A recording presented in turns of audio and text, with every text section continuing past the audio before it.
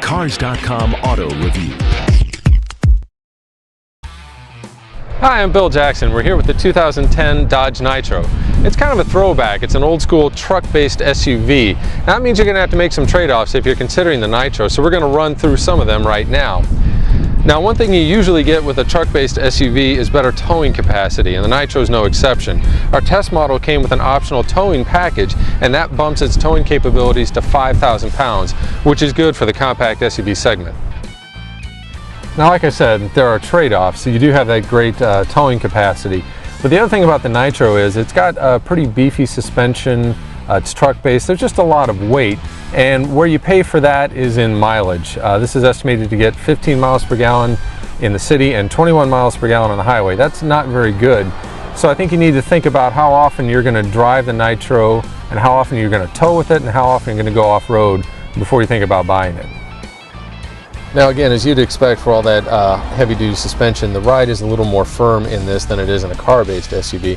I don't think it's too firm, it's just something to check out. Same way with the steering. It requires a little more effort than a lot of the other small SUVs I've driven. Again, it's not bad, it's just something you want to check out. Another thing to keep in mind, there's a choice of a 3.7 liter or a 4 liter V6 in all Nitros. And the thing that really separated the two for me was this 3.7 liter that we had only came with a 4-speed automatic. Normally that's about 1 gear too few, but really driving the Nitro around, I didn't really miss not having a 5-speed, but it's one of those things you're going to want to check out.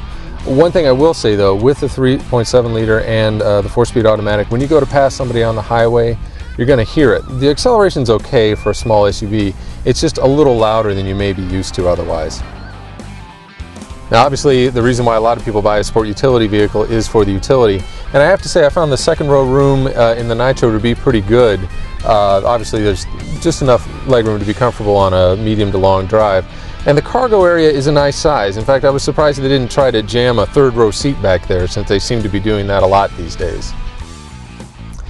Now the last thing about the Nitro, it's got part-time four-wheel drive. That means you actually have to throw a switch here to get it.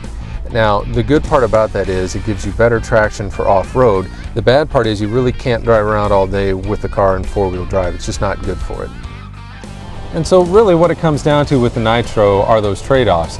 Like I said, you have the good towing capability and the off-road capability, but you get that at the expense of a really great ride and mileage. So it's kind of aimed at a select group of people, and really you're just going to have to decide whether you're one of those people.